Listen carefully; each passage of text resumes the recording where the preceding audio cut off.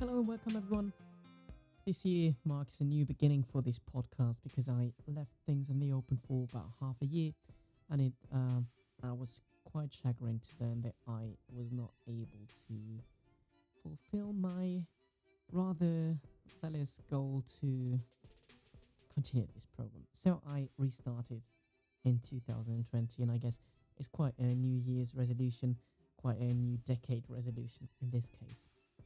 So, without further ado, my name is Kieper, and some of you might remember me from the pilot episode I launched 6 months ago, but I taken this from the net and restart this whole program. So, let's get back into this. In this podcast, we're going to talk about songwriting in general, about writing lyrics will be the main part we're going to be talking about. It's not about music theory or melodic lines or riffs in this case, though we might get to this at some point. And we'd be talking about mainly about lyrics and lyric writing and how to get to writing a coherent story, painting pictures with words. Well, not in the literal way, but in a more poetical approach. So this episode is targeted to talk about writer's block and being lost on words, and hence the title Lost on Words for this episode. As writers, for those of you who listen to this podcast and wonder whether there is any basis for this that I'm using, I'm gonna be talking about mainly about my blog posts on my Tumblr and WordPress blog, songwriting tips and tricks, just like the show's name. And so don't worry if you want to read this in more detail and find all the links. You might head over to Tumblr or WordPress to find my blog there. There's also a Facebook page for reference. So as writers, we are walking dictionaries, and therefore we need a load of words to look up when we're writing, because that is what we are about. We are about writing lyrics. We are about expressing thoughts and emotions in brief but beautiful words. It should be extremely empathic, and it should be extremely inducing compassion by the, well, that's inducing compassion. I only know inducing nausea, but inducing compassion for the protagonist, if that is not you, with the listener, because the song is always targeted towards the listener. The listener should feel and see the pictures and should see the urgent need we put into this poem. It's nothing less. It's a poem, despite you might not follow a specific meter like Shakespeare or any other poet did back in the days. So when you find yourself having a writer's block, sometimes it's just about you not having new ideas and not conceiving of any new ideas because you are so caught up in these newfangled and everyday stories that are on the radio or on your AirPods or whatever device you're listening music to. It's just important to find something out of the box sometimes. So when you are lost on words, which is one case of writer's block, if you have no interesting words to describe your problem, your story with, don't worry, don't panic. It's totally natural.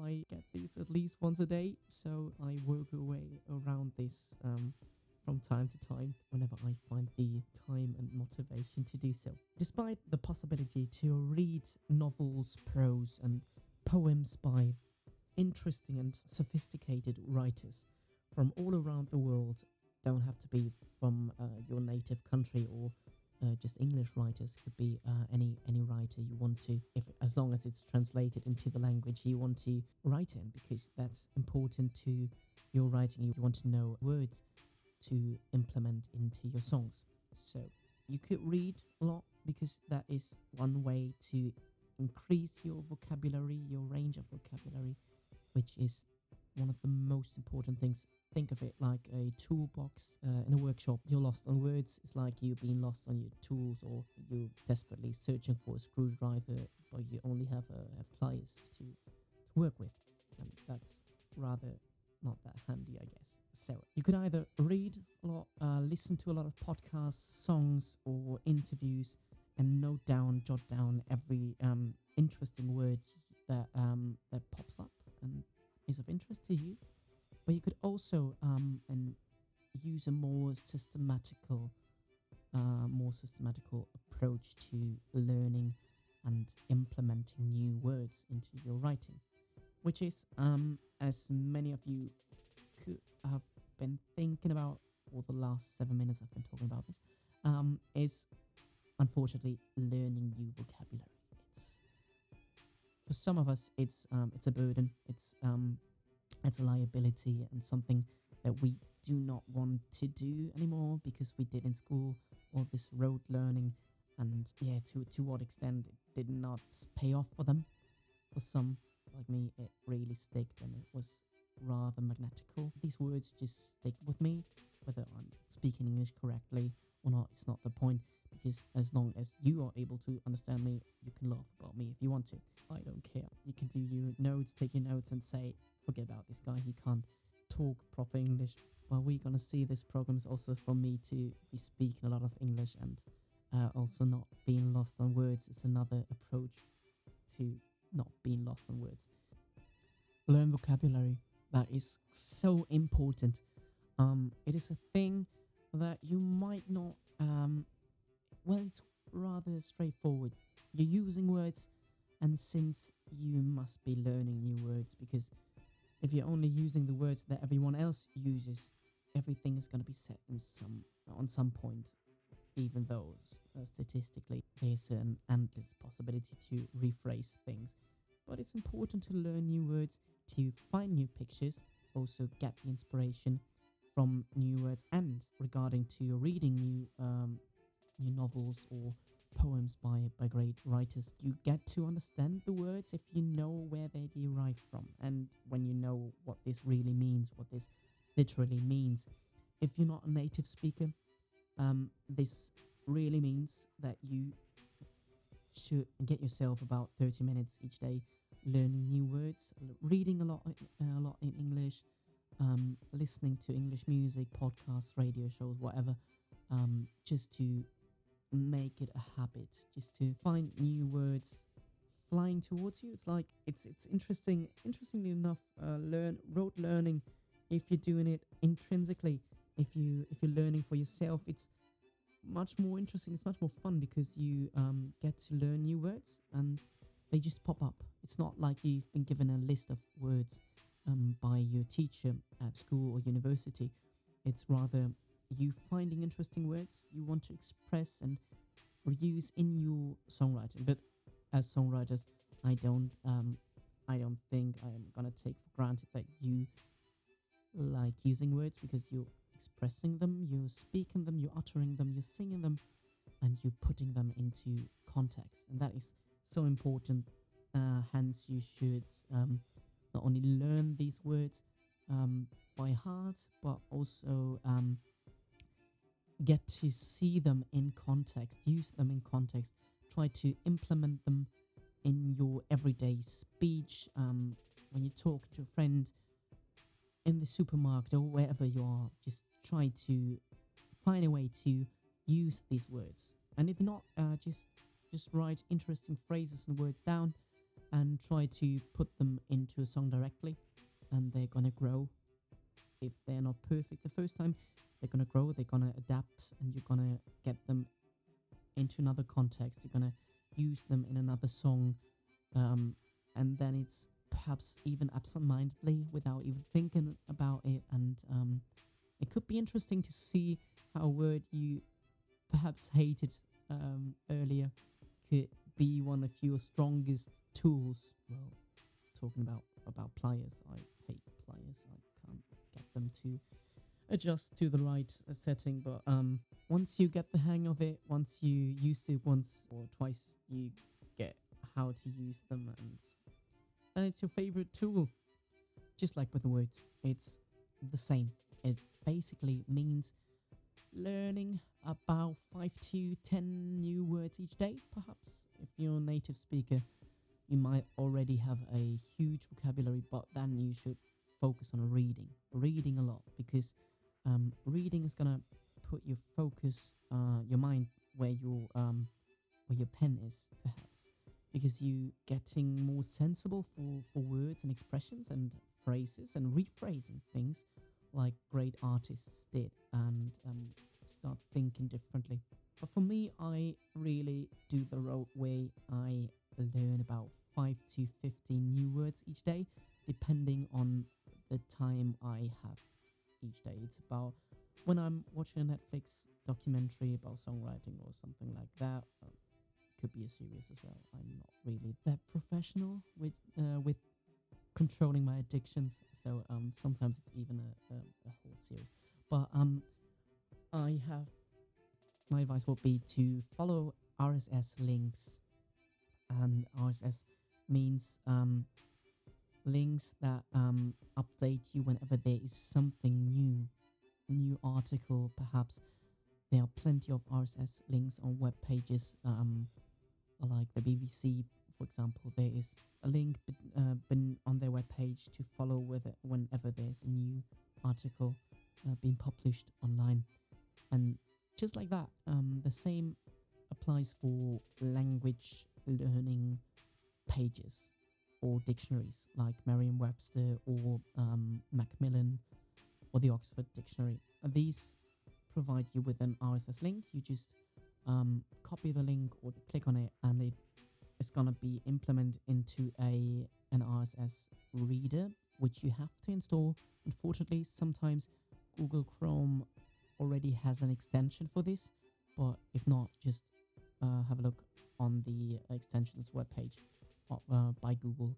I use Safari most of the times, and it's an extension for Safari as well, an RSS reader.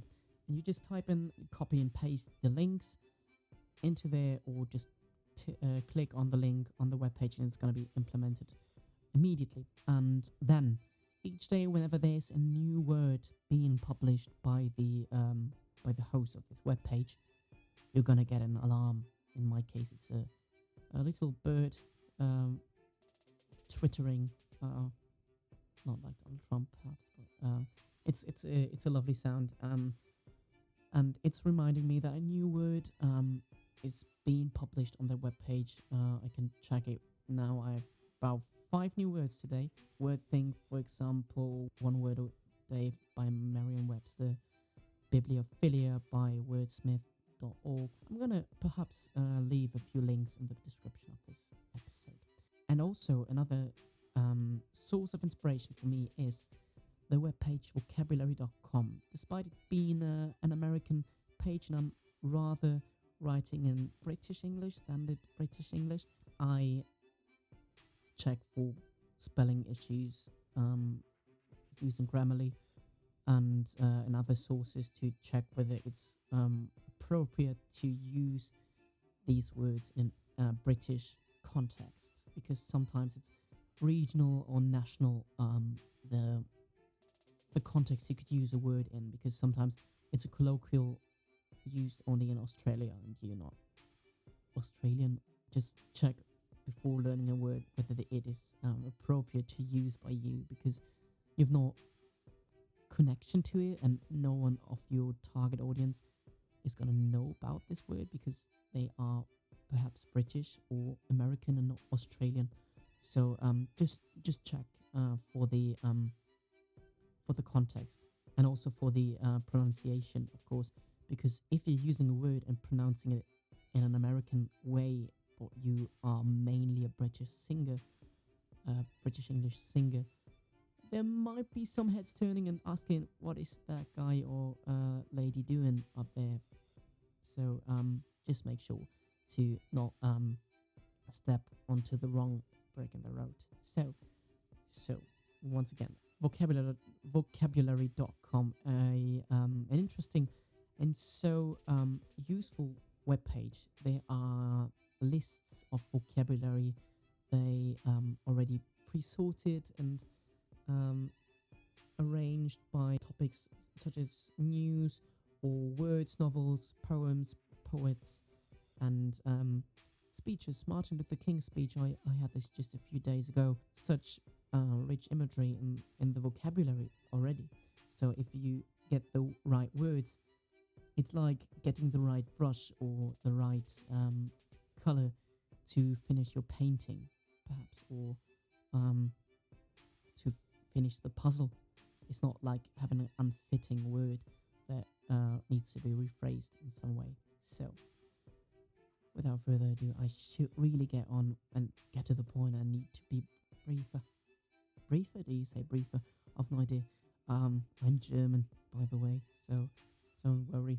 Um, you're safe with me because learning English is really something that you should be doing on a regular basis. Learning any language, because language really is something that has to be used and has to be put into words. And as I am living in Germany, I have not so many English friends or English speaking connections, despite music, to express myself and find words and get into discussions. I had a friend of mine, a tandem partner at the University of Hamburg where I'm studying, and she was learning German, and I was trying to brush up my English conversation skills. And we had a fun time because we were talking about so many things, and she was into mathematics, I guess.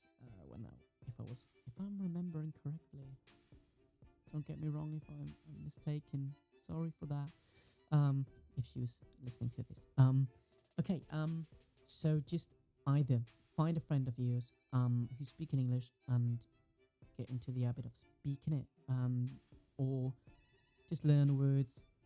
Use an application I really love was Tandem. I don't know whether it's available in your app stores. It really is an application where you can talk to people via FaceTime, like sort of, and you can text them as well. And yeah, it's so expressionate, I think, and you could really lose yourself in talking to people from all around the world, and it's so fun to use. Some tips I want to give you and not want to leave you without. If you really want to improve your vocabulary, there's no way around but learning new words and learning them every single day. Repeating, rote learning, mnemonics if you want to, or any other way to remember them and really get them to magnetically stick to your mind, stick to your tongue, to be on the tip of your tongue if you want to. And something for you music lovers out there, because this is a music podcast mainly, if I'm not only talking about words, is listen to artists that inspire you in such way as they have a great use of vocabulary, great use of colloquials, great use and implementation of phrases that you want to use in your songs as well, and imagery and coherent storytelling that you want to use as well, and maybe get a piece of the cake as well. For me, such idols would be, you don't have to like them or not, would be Eminem, highly discussed. His new album, Music to be Murdered By, just released a few days ago, a few weeks ago, 2 weeks ago, I guess. And but he manages to tell coherent stories and paint pictures so boastfully, and so that they stand on their own. They could be stories on their by themselves, and it's so interesting how he manages to, from a little idea of perhaps insulting a fellow rapper, he manages to go into such detail that that this song is so crowded, perhaps even overcrowded with words and wordplay and rephrasing and reordering reordering sentences to denote different meanings. So it's quite important to find some musician, some songwriter that really inspires you lyrically, not musically. It does not have to be also musically, because sometimes the great writers, they use too many and too complex words. They don't make it onto the bigger stages because no one understands what they're saying, what they even saying. Another great artist that I like is Bob Dylan, because he manages to use plain and vernacular language, like unlike Eminem, because Eminem is rather colloquial and perhaps even insultive. Bob Dylan uses plain and to the point vocabulary and phrases that get you thinking what he wants to convey immediately. For example, Masters of War. It's not about the vocabulary mainly, but it's about the storytelling. All these Masters of War that don't even see the battlefields and just sit behind the desks, and he wants them to die. Just give it a listen. It's quite interesting. It's also on my Spotify list, songwriting tips and tricks, song a day. I think it's called. Is it called song a day? Yeah. And if you really focus on writing and storytelling, if you're not lost on words or anything else, if you're a native speaker, for example, um, then you should really have a bird's eye view on their writing of their storytelling.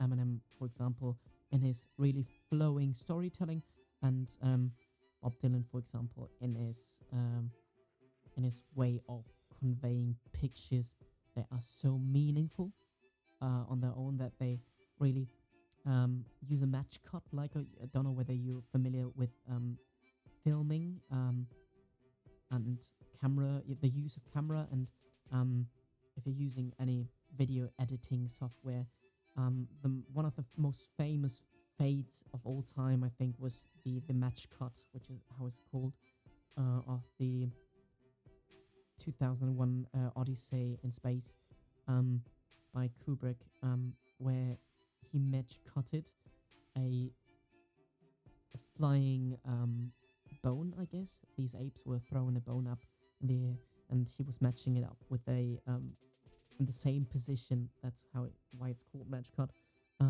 Same position with a spacecraft that had about the same shape as this bone did. So perhaps that's interesting to see how this blends, how this fades over, and you just have to find your style of expressing this, of getting to the point. So getting to the point, me again.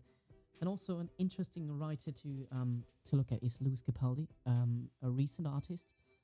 He started out in about 2018, I guess. That's when I got when I heard the news of his music.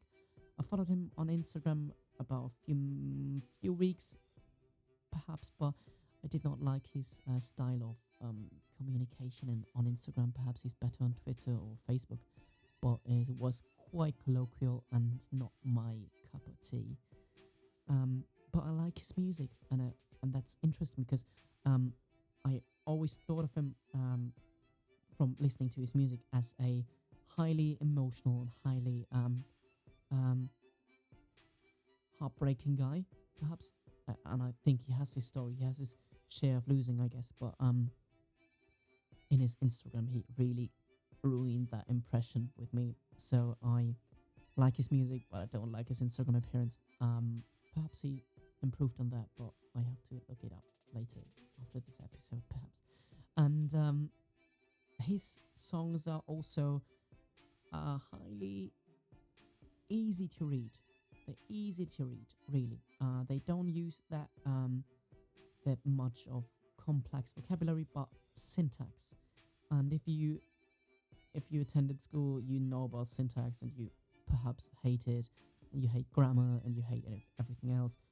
But unfortunately, as a songwriter, you should be familiar with these terms and also be familiar um, with the method of restructuring sentences to invert meaning, perhaps rhetoric devices, yeah, all this stuff that is rather plain, boring, and dry. But once you get to use it, it's so powerful. It's a weapon. It's a weaponry, really, and it could get you, give your song, your lyrics something that that it did not have prior. It should be um, empowering in that case, and using the right words really is also a thing to consider. Beside the fact that syntax, semantic, and grammar also play a huge role in this. So, without further ado, I did manage to get over to the 30 minutes mark, and I do really want to leave you without thinking that this guy, that is me, is talking too much. And I really think I got ahead of myself and ruined that impression I wanted to convey. But so now, if you have any questions regarding this podcast and anything that we want, that you want to discuss with me, or any song you would like me to cover, not musically, well, I could do this musically as well, but lyrically, and talk about influences of music, just let me know. Just head over to Facebook, Tumblr, or my WordPress songwriting tips and tricks blog, and let me know via an email or message in my inbox of about what you think of this program and what you would like to have improved, or any critique you want to utter, any feedback, positive or negative, be it. I don't really care. I just want to know what you think of this program, and please let me know if it really helps you writing lyrics. We could also write a song in an upcoming episode if you want to. Just let me know, because feedback really is the most important thing to me, because this program not only is for you getting to know something new about songwriting and lyric writing mainly, but also for me to have a possibility to talk in English on a regular basis, and yeah, not getting lost on words, as I am just in the first episode I'm doing this year. As I indicated in the beginning of this show, this is a restart for this program. The pilot episode is going to be deleted in a few days, and as I said, it marks a new beginning for this program, and I would like to thank you for listening so far, and hope that you be back for the next episode. Hopefully coming up within the next weeks-ish, because I have no idea when I'm going to have the time again to record a whole 30 minutes episode on writing lyrics or analyzing songs, or whatever questions that might arise from the audience. And so for now, thank you very much, and have a great writing. And I hope to see you all again well and full of new ideas in the next episode on songwriting tips and tricks. And my name is Kieper. And if you liked the episode and the show in general, just let me know on Tumblr, WordPress, Facebook, and on my personal Instagram, which is Kieper Music. Just let me know how you think of this, what you think about this program, and perhaps listen to a few of my songs. And yeah, I'd be highly delighted to hear from all of you. Goodbye, and see you next time.